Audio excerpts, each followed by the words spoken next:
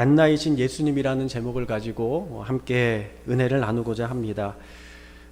믿음이 좋기로 소문난 한 성도님이 있었습니다. 이 성도님이 목사님께 신방을 부탁을 했어요. 신방 오신 목사님에게 신방 오신 목사님께서 이 성도님에게 말씀하셨습니다. 괴로울 때는 항상 성경을 읽어보세요. 그러면 말씀이 힘이 되시고 도움이 될 겁니다. 이렇게 이야기를 했어요. 그러자 이 성도님은 자신은 항상 성경을 읽고 있노라면서 옆방에 놀고 있던 딸에게 보라는 듯이 큰 소리로 이렇게 이야기했습니다. 얘야, 엄마가 밤낮으로 읽는 그 책 좀 가져오너라. 뭐예요? 자기가 항상 성경을 읽고 있다는 거죠. 그러자 딸이 책 한 권을 가져오면서 이렇게 이야기했습니다. 엄마, 여기 TV 가이드 가져왔어요. 이렇게 이야기했다는 거예요.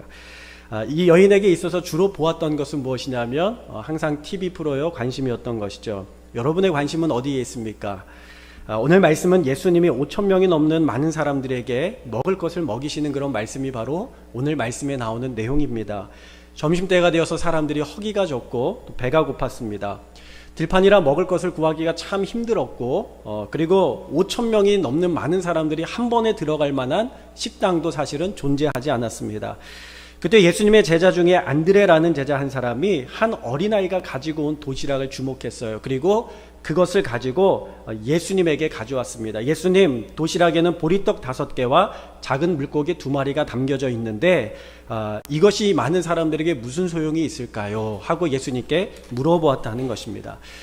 우리의 문화에 있어서 이 질문은 사실 부정적인 질문입니다. 이게 무슨 소용이 있겠습니까? 아무 소용이 없죠. 아무짝에 소용이 없습니다. 이렇게 생각한다면 여러분 큰 오산입니다. 이 안드레의 마음은 달랐어요. 이 안드레의 마음속에서는 이 보잘것없는 것이 무슨 능력으로 예수님께서 어떻게 변화시킬 것인가 기대감을 가지고 예수님에게 가지고 왔다라는 것입니다. 예수님께만 가져오기만 하면 예수님께서 어떻게 하시든 해결할 거라는 믿음이 있었던 것이죠. 여러분, 저와 여러분에게 그러한 믿음이 있어야 될 줄로 믿습니다. 어떤 문제든지 어떤 작은 것이든지 예수님께 가져오기만 한다면 예수님께서 역사하시고 일하실 줄로 믿습니다. 여러분, 그 믿음이 있는 인생들이 복된 인생인 줄로 믿습니다. 기독교의 심한 편견을 가지고 하나님을 대했던 철학자가 있습니다. 니체라는 사람이에요. 이 사람은 목사의 아들, 신학대까지 갔던 사람입니다. 그런데 나중에 회의론자로 바뀌었어요. 그래서 신은 죽었다, 신은 없다 하면서 이 신앙을 무엇으로 보았냐면 굉장히 무지하고 야만적인 것으로 보았습니다. 인간의 이성만 있으면 합리적이고 도덕적인 아름다운 사회를 만들 수 있을 것이라 그가 믿었어요. 그런데 신은 없다고 선언한 후에 그의 인생은 핍절한 인생을 살아가게 됩니다. 그의 인생에 우울해지기 시작했어요. 35살에 잘 나가던 그의 인생에 제동이 걸렸습니다. 대학 교수로 활동했었던 그때에 몸이 안 좋아지면서 요양생활을 하기 시작했어요. 그렇게 10년 정도 요양생활을 했을까요? 그가 10년이 지난 뒤에 정신이 이상해지면서 정신병원에서 또 10여 년을 살다가 비참하게 죽음을 맞이하게 됩니다.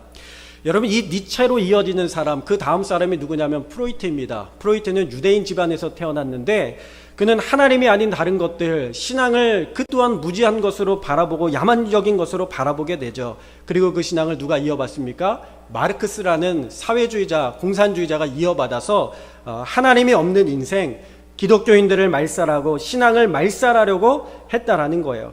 그러면서 신은 죽었다, 신은 없다, 신앙은 무지하고 야만적이다 라고 이야기를 하면서 모든 종교와 신앙을 해체시켜 버리려고 했습니다. 한 지도자가 이런 이야기를 했어요. 신앙으로는 코로나를 막을 수 없다고 하면서 코로나는 과학과 의학의 영역이다, 이렇게 이야기를 했어요. 저는 이 말을 들으면서 참 무서운 것은 무엇이냐면 말을 돌려서 이야기했지만 철저히 신앙은 비이성적이고 비과학적이고 야만적이고 비이성적이라는 것을 말하고 있다는 것이죠. 여러분, 그 이성이라는 것이 하나님이 없으면 어떻게 되는지, 얼마나 위험한지 우리는 잘 알고 있습니다. 이 니체의 사상을 이어받은 사람이 누구냐면 히틀러예요. 히틀러가 이 니체의 사상을 가장 감명을 받고 그의 인생 가운데 실천을 하게 됩니다. 그는 니체의 사상에 감동을 받았고요. 그 결과 어떻게 됩니까? 600만 명에 되는 유태인들, 신앙을 가진 그들을 학살하고 죽이고 잔혹하게 살해하지 않습니까? 그리고 거기에서 그치는 것이 아니라 이 세계 제2차 대전을 일으키면서 그 전쟁으로 말미암아 수천만 명의 사람들이 희생을 당하고 죽음에 이르게 됩니다. 여러분 왜 유태인을 학살했습니까? 그들이 신앙적이었기 때문에 그래요. 그래서 그들을 야만적으로 보고 그들을 그 신앙과 미신에 쌓여있는 것에서 구원시켜 주겠다 하면서 그들을 무참히 죽였던 것이죠. 여러분 무신론이 번영하는 곳에서는 예외 없이 가치가 훼손되고 예외 없이 목숨을 잃는 잔혹한 일들이 우리의 삶 가운데에 벌어지게 되더라는 거예요. 그럼 히틀러가 어떻게 죽었는지 아십니까? 그가 전쟁 중에 전쟁이 거의 끝나갈 때에 부인과 결혼식을 한 후에 40시간 만에 스스로 목숨을 끊어서 죽었습니다. 자살해서 죽었어요. 하나님이 없다고 강하게 주장하며 사는 사람들의 결말은 어떻습니까? 결국에는 자신들의 죄로 인하여서 스스로 목숨을 끊는 비극적인 인생을 선택하게 되더라는 것이죠. 도스토옙스키가 이렇게 이야기를 합니다. 하나님이 없다면 인간은 무슨 짓이든지 저지를 수가 있다. 여러분 하나님을 모시고 살아갈 수 있는 저와 여러분이 다 되어야 될 줄로 믿습니다. 하나님 없는 인생은 망하는 인생임을 기억하면서 하나님의 말씀을 붙들고 승리할 수 있는 저와 여러분 다 될 수 있기를 주님의 이름으로 축원합니다. 빌립이라는 사람은 이성적인 사람이었습니다. 굉장히 머리 회전이 빠르고 그리고 두뇌 회전이 빠른 사람이었어요. 그가 머리로 계산했을 때에 5천 명의 사람을 어떻게 먹일 수 있을까? 결론은 간단했습니다. 할 수 없다는 거였어요. 우리는 먹일 수 없습니다. 우리는 먹을 것을 줄 수 없습니다. 부족합니다. 할 수 없습니다. 여러분 사람의 머리로 생각하면요 모든 것들이 다 무엇으로 결론이 내려집니까? 할 수 없다는 것으로 결론이 내려지는 거예요. 그렇게 그날 5천 명이 넘는 사람들이 그러나 인간의 계산과 생각과 상관없이 보리떡 5개와 물고기 2마리를 통해서 예수님을 통하여 배불리 먹고 남게 되는 놀라운 역사를 경험하게 된 줄로 믿습니다. 예수님께 나오는 자는 풍성히 채워지고 넘치게 채워주심을 경험하게 되는 줄로 믿습니다. 여러분 예수님께서 하신 일들의 목적이 있습니다. 예수님은 그냥 하지 않으세요. 분명한 목적을 가지고 일하십니다. 특별히 요한복음에 기록된 이 기록들은요 그냥 기록된 것이 아니에요. 사건을 나열하는 것처럼 기록된 것이 아니라 분명한 목적과 목표와 의도를 가지고 기록이 되었어요. 그것이 무엇이냐면 바로 예수님이 생명의 떡이라는 것입니다. 예수님이 생명의 떡이라는 거예요. 우리 35절 말씀에 보면 이렇게 이야기하고 있어요. 예수께서 이르시되 나는 생명의 떡이니 내게 나오는 자는 결코 줄이지 아니할 터이요 나를 믿는 자는 영원히 목마르지 아니하리라. 아멘. 예수님께서 먹을 것을 주시면서 떡을 주시면서 뭐라고 말씀하시냐면 내가 생명의 떡이야.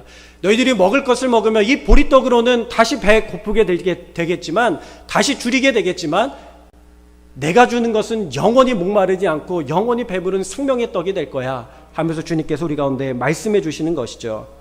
여러분 사람들은 예수님께 오면 배불리 먹을 것을 생각했습니다. 나라를 일으키고 경제를 일으키고 부흥을 일으켜서 배불리 먹는 세상을 줄 것이다 그렇게 생각을 했어요. 그런데 여러분 생각해 보세요. 만나는요 먹어도 결국에는 죽습니다. 생명의 떡이신 예수님을 먹을 때에 우리는 영생하게 되는 삶을 살게 되는 줄로 믿습니다. 예수님을 믿는 사람들은 영생하는 생명을 가졌고요. 생명의 떡이신 예수님을 믿는 자는 죽지 아니하게 하는 놀라운 생명을 주시는 줄로 믿습니다. 아담과 하와가 범죄함으로 죽게 되었잖아요. 그러나 예수님을 믿음으로 말미암아 우리는 죽음에서 승리하게 되는 줄로 믿습니다. 여러분들의 관심은 어디에 있습니까? 배부름에 있습니까? 아니면 먹고 마시며 배부름에 있습니까? 아니면 영생에 있습니까?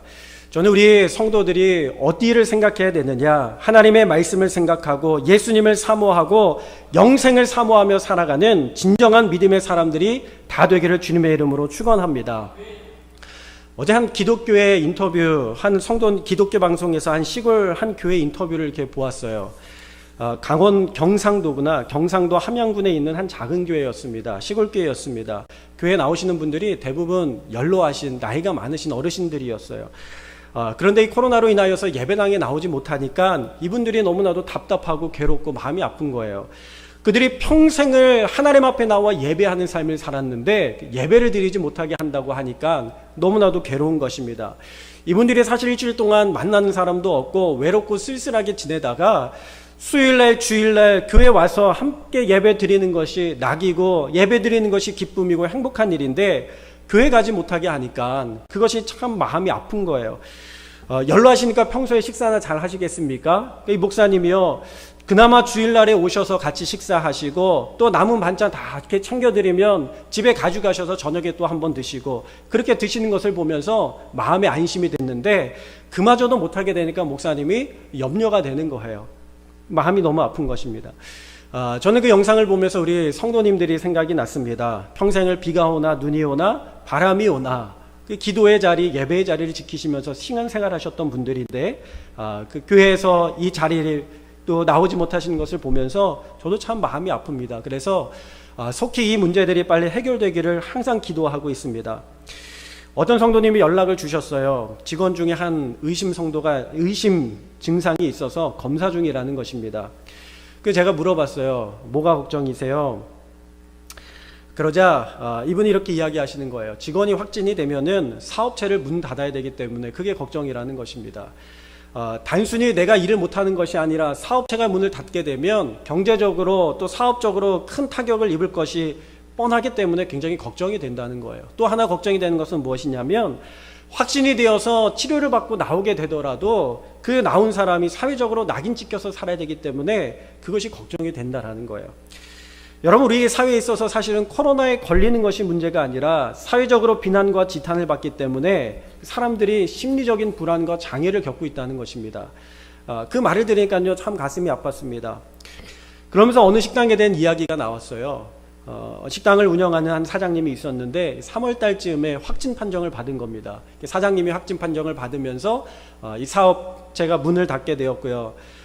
이 사장님은 순식간에 상종 못할 사람으로 낙인 찍혔고 이 식당은 얼씬도 하면 안 될 것으로 낙인 찍혔다는 거예요. 3월에 걸려서 회복이 되었고 다 치료가 되었는데도 여전히 사람들은 계속해서 그렇게 생각을 하면서 살아간다는 것이죠. 코로나에 걸린 사람들이 가장 두려워하는 것이 무엇인지 아십니까? 병에 걸린 거 아니랍니다. 다시 감염되는 것도 아니랍니다. 아픈 것도 아니랍니다. 정말 두려운 것은 주변으로부터 받을 비난과 피해가 가장 두렵다라는 거예요. 이 식당이 하루에도 100통에 넘게 전화가 온답니다. 빨리 죽어버려라, 망해버려라, 당장 이 지역에서 떠나라 하면서 막 거친 욕설과 막말이 쏟아진다는 거예요. 그러니까 이분이 코로나를 걸렸다가 치료받아서 나았지만 새로운 병이 걸렸다는 거예요. 다시 걸리지 않을까 하는 두려움에 결벽증이 생겼어요. 그래서 알코올을 가져다가 손을 닦는데 피부가 다 벗겨질 정도로 손을 닦는 결벽증과 강박증이 생겼다는 것입니다. 가만히 있으면 심장이 쿵쾅쿵쾅 된다는 거예요. 자다가도 벌떡 일어나서 한숨을 쉬고 또 자기도 한다는 것입니다. 사회적으로 사회적인 낙인은 이 밝고 활기찼던 부부에게 우울함과 공황장애를 가져다 주었다는 것이죠. 저는 지금의 시대를 바라보면서 언제 어디서 누가 걸려도 이상하지 않은 것이 바로 지금의 시대인데, 그런데 우리가 한번 생각해 봐야 될 것이 있습니다. 무엇이냐면 왜 이렇게 사람들이 두려워하냐는 거예요. 왜 이렇게 두려워하는 거예요? 왜 이렇게 불안해하냐는 거예요. 왜 이렇게 공포심을 주냐는 것입니다. 그것은 바로 사람들의 마음속에 생명이신 예수님이 없기 때문에 그렇습니다. 예수님이 없으니까 두려움에 사로잡혀서 공격성을 드러내는 거예요. 제가 군대 좀 일찍 갔습니다. 19살에 군대 갔거든요. 일찍 갔죠. 19살에 한창 어린 나이에, 제가 군대 갔을 때 저보다 나이가 어린 사람이 없었어요. 제가 부대에서 제일 나이가 어렸습니다. 저희 부대가 한 2,000명 정도 있었는데 그 2,000명 중에서 제가 나이가 제일 어린 군인이었어요. 군대에 가서 한밤중에 보초를 서는데 굉장히 무서운 거예요. 뭐가 무섭냐면 북한군이 당장이라도 쳐들어올 것만 같았어요. 총 들고 실탄을 들고 가서 보초를 서는데 어두운 곳에서 저 보이지 않는 숯불 속에서 지금이라도 당장 북한이 쳐들어와서 나를 쏠 것 같은 그런 두려움에 사로잡히게 되었습니다. 그때 한 노래가 생각이 났어요. 어떤 노래냐면 내 영혼의 그윽히 깊은 데서 맑은 가락이 울려나네. 하늘 곡조가 언제나 흘러나와 내 영혼을 고이싸네. 그 다음 무슨 찬양이죠? 평화로다. 하늘 위에서 내려오네. 그 사랑의 물결이 영원토록 내 영혼을 덮으소서. 그 찬양을 부르는데 순간에 하나님께서 임재하심이 느껴졌습니다. 거룩한 하나님의 임재가 느껴지면서 제 마음과 제 생각을 감싸주셨어요. 그러니까 두려움이 사라졌습니다. 두려움은 사라지고 마음 가운데 하나님 주시는 평안한 마음이 제 마음속에 임하는 것입니다. 여러분, 환경은 변하지 않았습니다. 제가 그 순간에 뭐 근무를 그만 서고 보초를 그만 쓰고 뭐 제대를 했다거나 그런 것이 아니에요. 여전히 저는 군생활을 해야 됐고, 군생활하는 가운데 여전히 혼자서 보초를 서야 되는 상황들이 여전히 제 안에 있었지만, 그러나 어디에 가든지 하나님께서 함께 하시고 동행하시고 하나님께서 지켜주시면 모든 두려움이 사라진다는 것을 그때 배우게 되었습니다.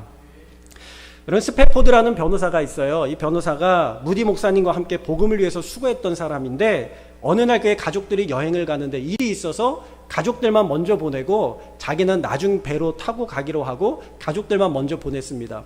그러니까 아내하고 딸들이 배를 타고 가는데 그만 이 배가 얼마 가지 않아서 다른 배하고 충돌을 하게 되었어요. 그러면서 배에 물이 차기 시작했고 배는 가라앉았습니다. 자신의 딸들은 다 그곳 가운데서 죽음을 맞이하게 되었고요. 아내만 살아남았어요. 이 스패포드 변호사가, 이 스패포드라는 사람이 그 이야기를 듣고 가슴이 너무 아파요. 너무 무서운 거예요. 두려운 거예요. 원망이 있는 것입니다. 사고 현장으로 가는 길에 하나님 앞에 그렇게 기도했어요. 하나님, 어찌해서 나에게 이런 시련을 주시는 겁니까? 하나님, 어찌하여 이런 일이 나에게 일어나게 하시는 겁니까? 원망하며 그런 마음 가지고 하나님 앞에 엎드려 기도하는데, 그때 하나님의 영이 그의 마음을 사로잡았어요. 그의 마음 가운데 임하였습니다. 그때 그의 모든 두려움이 사라지고 그의 모든 원망함이 사라지고 하나님 주시는 평온함이 그의 마음을 사로잡았어요. 그때 쓴 시가 무엇이냐면 찬송가 413장 내 평생에 가는 길이라는 찬양입니다. 내 평생에 가는 길 순탄하여 늘 잔잔한 강 같은 질 큰 풍파로 무섭고 어렵든 시 나의 영혼은 늘 편하다. 내 영혼, 내 영혼 평안해. 내 영혼, 내 영혼 평안해. 할렐루야. 하나님의 영이 임하니까 모든 두려움은 사라지고 평안함이 그의 마음을 충만하게 채웠던 것이죠. 여러분, 세상 사람들이 두려워하는 것은요, 그럴 수밖에 없어요. 당연한 거예요. 왜요? 심령에 하나님 계시지 않으니까 그 인생은 근본적으로 불안할 수밖에 없는 인생을 살아가게 되는 것입니다. 사랑하는 여러분, 예수 생명을 붙들고 살아가는 저와 여러분들은 이 파도에 휩싸이지 말고 주님과 함께 승리하실 수 있기를 주님의 이름으로 축원합니다. 저는 우리가 먼저 좀 우리의 마음들이 바뀌었으면 좋겠는데, 코로나를 좀 극복하는 운동들이 벌어졌으면 좋겠어요. 세 가지 이야기를 좀 하면 좋을 것 같습니다. 괜찮습니다. 괜찮습니다. 코로나에 걸려도 괜찮습니다. 그렇다고 막 걸리라는 이야기가 아닌 건 아시고 계시죠? 네, 걸린 사람을 향해서 괜찮습니다. 당신의 잘못이 아닙니다. 누구나 걸릴 수 있는 일입니다. 당신의 잘못이 아닙니다. 그리고 함께 이겨냅시다. 당신만의 문제가 아니라 이것은 함께 해결해야 될 문제입니다. 우리 세 가지 한번 따라해 볼까요? 괜찮습니다. 당신의 잘못이 아닙니다. 함께 이겨냅시다. 할렐루야. 아멘. 여러분, 우리가 최선을 다해서 방역을 준수하여야 하겠지만 그럼에도 불구하고 걸리는 것은 어쩔 수 없지 않습니까? 어제 콜로라도에 있는 그 친한 목사님하고 연락을 했어요. 아이들이 학교에 다니는데 같은 반 아이들이 걸렸대요. 얼마나 충격을 받았겠어요. 그런데 참 다른 아이들은요, 그대로 출석한다는 거예요. 걸린 아이들만 병원에서 따로 이렇게 치료받고 격리돼서 치료받고, 다른 나머지 아이들은 그대로 학교에 출석한다는 겁니다. 그 이야기는 뭐냐면 이 목사님의 자녀들도 학교에 다시 보내야 된다는 상황을 이야기하는 것이죠. 그렇게 평온하게 지내가고 있어요. 물론 걸린 사람들, 또 확진된 사람들이 주변에 있지만, 그러나 그들이 두려워하지 않고 여전히 일상에 주어진 삶을 최선을 다해서 살아가고 있다는 것입니다. 반면에 우리의 사회는요, 너무나도 큰 불안에 빠져 있어요. 그래서 모든 사고가 다 정지가 되고 모든 생각이 다 정지가 되고 불안함과 공포심에 빠져서 아무것도 못하고 있는 사회가 바로 우리나라의 사회인 것 같아요. 그게 참 마음이 안타깝습니다. 우리는 생명의 사람들로서 불안감을 조장하고 공포를 조성하며 낙인 찍는 문화를 우리가 바꿔나가야 될 줄로 믿습니다. 괜찮습니다. 괜찮습니다. 당신의 잘못이 아닙니다. 우리 함께 이겨냅시다. 하나님께서는 오늘 새벽에 이사야의 말씀을 묵상하는데 그런 말씀을 주셨어요. 너희는 외쳐라. 의인에게는 복이 있으리라. 의인은 그들이 한 일에 보답을 받고 기쁨을 누릴 것이라. 여러분, 나라가 망해가는 그 순간에 하나님께서 주신 말씀은 무엇이냐면 너희는 외치라는 거예요. 무엇을 외치냐? 의인에게 복이 있으리라. 의인은 그들이 한 일에 보답을 받고 기쁨을 누릴 것이다. 여러분, 하나님께서 혼란의 때 우리에게 기대하는 것이 있습니다. 그것은 무엇이냐면 어둠에 빠지고 혼란에 빠지고 길을 잃어버린 사람들에게 길을 가르쳐주고 빛을 비춰주시고 생명의 길을 전파하라는 것입니다. 여러분, 화재로 죽어가는 사람들, 화재로 사망한 사람들을 가만히 보면요, 그 사람들이 불에 타서 죽는 사람들이 아닙니다. 대부분이요, 불에 타서 죽은 게 아니에요. 연기로 인하여서 출구를 찾지 못하고 어디가 출구인지를 찾지 못하고 헤매이다가 연기를 마시고 죽음에 이르게 된다는 거예요. 가장 큰 문제는 불이 아니라 출구를 찾지 못하는 것이 문제라는 것이죠. 살기 위하여 잘못된 출구를 향하여 가는 이들 가운데에 이들을 향하여서 거기가 아니야. 또 다른 길로 가면 거기도 아니야. 또 그래서 다른 길로 가면 거기도 아니야. 아니야라는 말을 100번을 외치면 살아날 수 있습니까? 아니요. 살아날 수 없어요. 사람을 살리기 위해서는 출구는 이곳이야. 분명하게 외쳐야 될 줄로 믿습니다.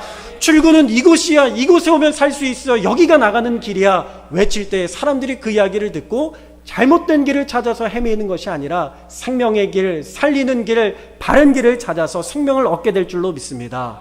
그러니까 마지막 때의 혼란의 때 우리가 해야 될 것은 무엇이냐면 아니야, 아니야 하는 것이 아니야. 이 길이야, 이 길이야를 외쳐야 될 줄로 믿습니다. 우리가 외쳐야 될 것은 무엇입니까? 오직 생명이신 예수님이야. 오직 능력이신 하나님이야. 오직 구원자이신 주님이시야. 우리가 세상을 향하여 외쳐야 될 줄로 믿습니다. 여러분, 우리의 기도가 바뀌어야 되는데 어떻게 바뀌어야 되느냐? 막연히 하나님 코로나가 종식돼 주세요. 여러분, 우리가 신앙의 역사를 바라볼 때에 하나님의 심판과 재앙 가운데, 고난 가운데는 분명히 하나님의 목적과 뜻이 있었습니다. 그것은 무엇이냐면 세상을 향하여 나아갔었던, 물질을 향하여, 우상을 향하여 나아갔었던 하나님의 사랑하는 사람들을 죄악 가운데서 돌이켜서 하나님 바라보게 하시는 것이 바로 하나님의 목적이었다라는 것이죠. 여러분, 이 시대 가운데 우리가 기도해야 될 것은 하나님, 이 코로나가 빨리 종식되게 해주세요.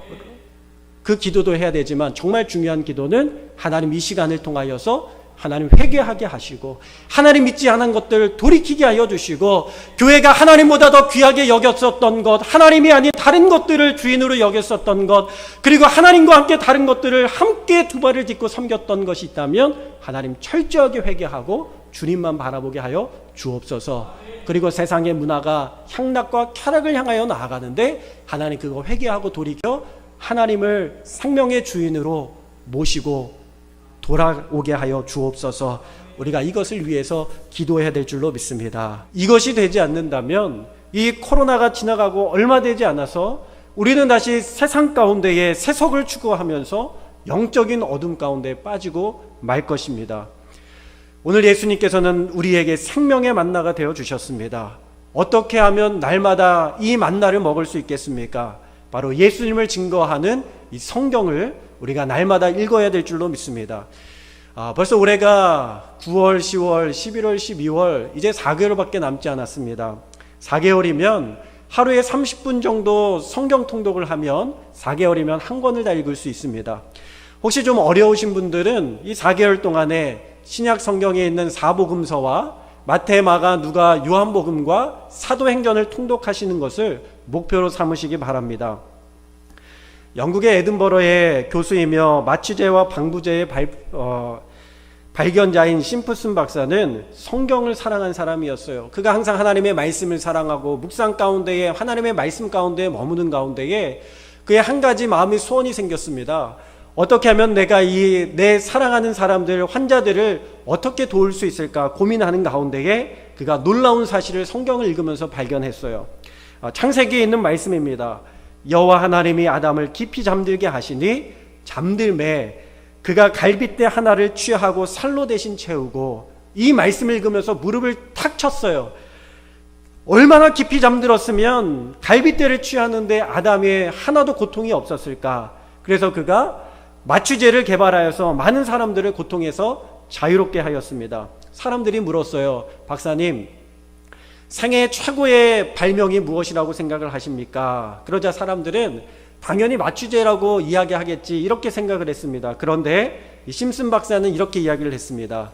내 인생의 최대의 발견은 내가 죄인이라는 사실과 그리스도께서 나의 구주시라는 사실입니다. 이렇게 고백했다는 거예요. 사랑하는 우리 오각교회 모든 성도님들, 예수님께서 우리의 생명의 만나가 되시고 생명이 되시는 줄로 믿습니다. 그 만나 되신 예수님을 날마다 여러분의 마음과 가슴과 심령 가운데 모시고 살아갈 수 있는 믿음의 삶이 다 될 수 있기를 주님의 이름으로 축원합니다.